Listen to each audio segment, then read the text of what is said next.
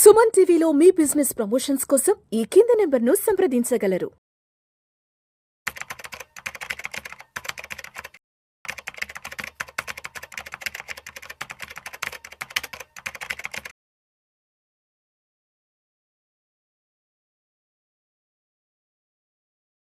నమస్తే, welcome to Suman TV. నేను వెలిచక్రధర్.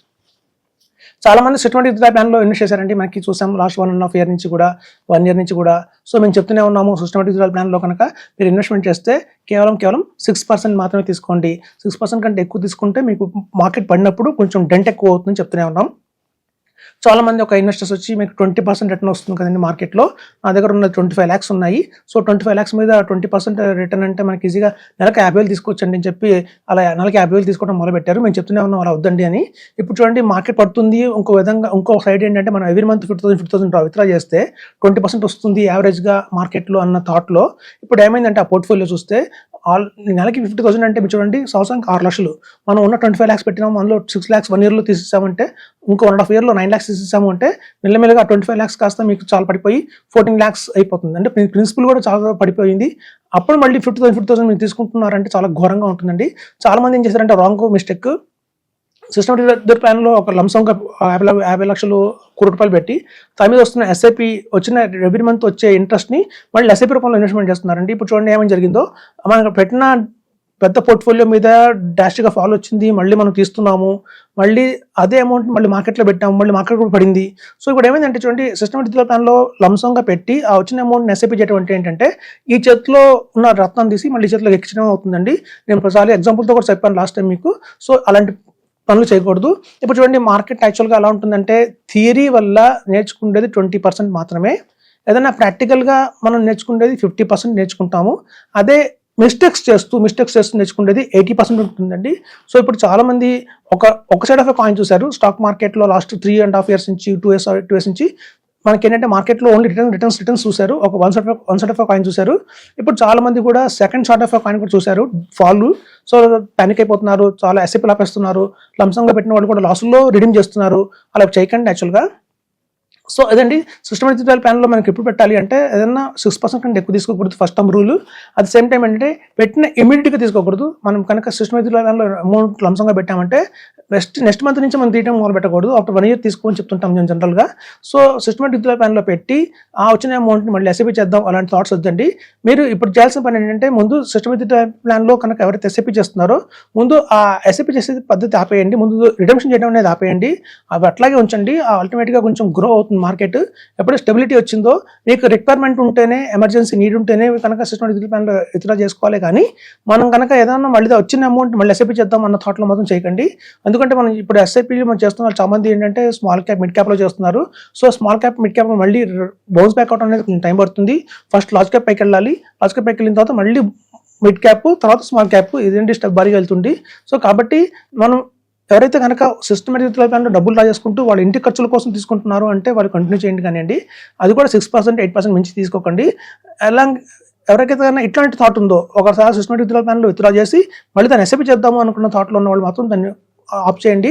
Market conditions ఏం సపోర్ట్ చేయట్లేదు, అలా బాగాలేదు, మనకి సిచ్యువేషన్ ప్రస్తుతం బాగాలేదు. సో అదండి, మనం ఇప్పుడు ఎస్ఐపి ప్లాన్లో కనుక మీరు ఇన్వెస్ట్మెంట్ చేయండి. అవసరానికి కొద్దిగా అమౌంట్ తీసుకోండి, 6%, 8% అంతే, కానీ పూర్తిగా తీసుకోకండి.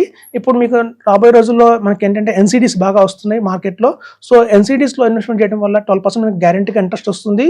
కొంచెం మేరకు మన అమౌంట్ని మీరు ఎప్పుడు కూడా చూడండి, ఒకటే చోట పెట్టి రెగ్యులర్ ఇన్కమ్ కోసం కావాలి అంటే రెగ్యులర్ ఇన్కమ్ కొంచెం చాలా ఆప్షన్స్ ఉంటాయండి. మనకి ఫిక్స్డ్ డిపాజిట్ ఆల్రెడీ తెలిసిందే. మనకి ఫిక్స్డ్ డిపాజిట్లో మనకి 6%, 8% వస్తుంది. కాబట్టి మనం కొంచెం బెటర్గా ఏదైనా ఉంది ఆప్షన్ అంటే ఎన్సిడీకి వెళ్ళొచ్చండి. సో సిస్టమేటిక్ ఇన్వెస్ట్మెంట్ విత్డ్రాల్ ప్లాన్లో కాకుండా ఎన్సిడీస్లో కూడా కొంత పార్ట్ మూవ్ చేయండి. అది డెట్ ఓరియంటెడ్గా ఉంటుంది. సో అలాంటి ఎన్సిడీస్ మీద కనుక మనం తీసుకుంటూ ఉంటే మీకు డెఫినెట్గా 12% రిటర్న్ వస్తుంది. At the same time market correction దాని మీద ఇంపాక్ట్ ఉండదు. కాబట్టి కొంత అక్కడ కొంత ఇక్కడ పెట్టుకోవడం వల్ల మీకు లాభం ఎక్కువ ఉంటుంది చెప్తున్నాను. అవి కూడా ఆర్బీఐ గైడ్లైన్స్లోనే ఉంటాయండి. సో మనం చాలా ఎన్సిడీస్ కూడా ఆర్బీఐ గైడ్లైన్స్లో ఉన్నాయి. అది మనకి ఏంటంటే నాన్ బ్యాంకింగ్ ఫైనాన్స్ కంపెనీస్ మనకి ఇస్తూ ఉంటాయి. సో ఎంతసేపు బ్యాంకింగ్ ఫైనాన్స్ కార్పొరేషన్స్లో కూడా మీకు చూస్తే వాళ్ళు మనం తీసుకున్న అమౌంట్ ఏదైతే ఉంటుందో ఫిక్స్డ్ డిపాజిట్ రూపంలో దాన్ని వాళ్ళు బయట 2% వడ్డీకి ఇస్తారండి. ఎవరికైనా లోన్ రిక్వైర్మెంట్ ఉందంటే అది కూడా స్టడీస్ కోసం కావచ్చు, లేదా ఏదైనా ట్రీట్మెంట్ కోసం కావచ్చు, అట్లాంటి వాళ్ళకి జెన్యూన్ వాళ్ళకి ఇస్తారు. సో అలా వచ్చిన 2%లో మనం 1% ఇంట్రెస్ట్ ఇస్తారు. ఇంకో 1% వాళ్ళు కంపెనీలో వాళ్ళ ఎక్స్పెన్సెస్ ఉంటాయి, వాళ్ళ బ్రాంచ్ మెయింటైన్ చేయాలి, వాళ్ళ ఎంప్లాయీస్ సాలరీస్ ఇవ్వాలి, రికవరీ డిపార్ట్మెంట్ డబ్బులు ఇవ్వాలి.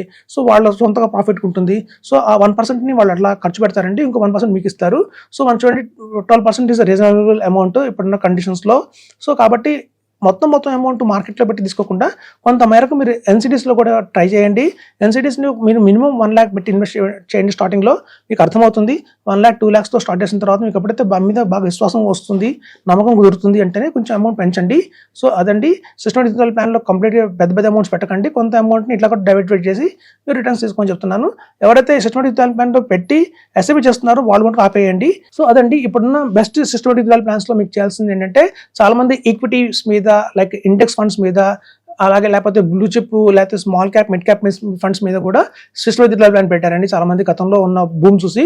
సో అలా చేయకండి. ఓన్లీ ఎప్పటి నుంచి చూడండి సిస్టమేటిక్ విత్డ్రాయల్ ప్లాన్ అంటే either hybrid equity oriented hybrid funds కానివ్వండి, అదే అగ్రెసివ్ హైబ్రిడ్ కూడా అంటారు దాన్ని. సో అట్లాంటి కేటగిరీ కానీ, లేకపోతే బ్యాలెన్స్డ్ అడ్వాంటేజ్ ఫండ్స్ కానీ, లేదా మల్టీ అసెట్ ఫండ్ అంటారండి, మల్టీ అసెట్ ఫండ్స్లో కానివ్వండి.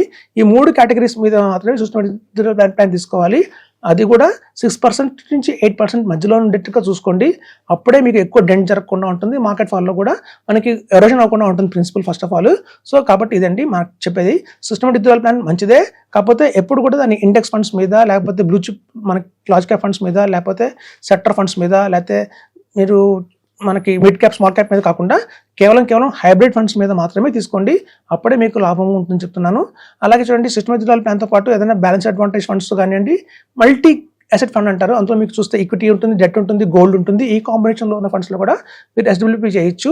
సో ఇదండి ఎస్డబ్ల్యూపీ ప్లాన్ మీద గురించి పూర్తి అవగాహన చెప్తున్నాను. మార్కెట్ పడిన తర్వాత కూడా మీరు అసెస్ చేసుకోండి ఏది బాగుందో అని. ఎప్పటి చూడండి మార్కెట్ బూమ్లో ఉన్నప్పుడు ప్రతి ఫండ్ మంచిదే కనిపిస్తుంది. సో మార్కెట్ పడ్డాకే అసలు తెలుస్తుంది మనకి ఏ ఫండ్ బాగుంది, ఏ ఫండ్ బాగాలేదు, ఏ కంపెనీ రిటర్న్స్ ఎక్కువ ఇస్తుంది, ఏ కంపెనీ రిటర్న్స్ తక్కువ ఇస్తుంది అని. సో ఇట్లాంటి టైంలో కనుక మంచి ది బెస్ట్ తీసుకుంటే అయిపోతే బుల్ రన్లో కూడా మీకు మంచి సపోర్ట్ అవుతాయని చెప్తున్నాను. Thank you.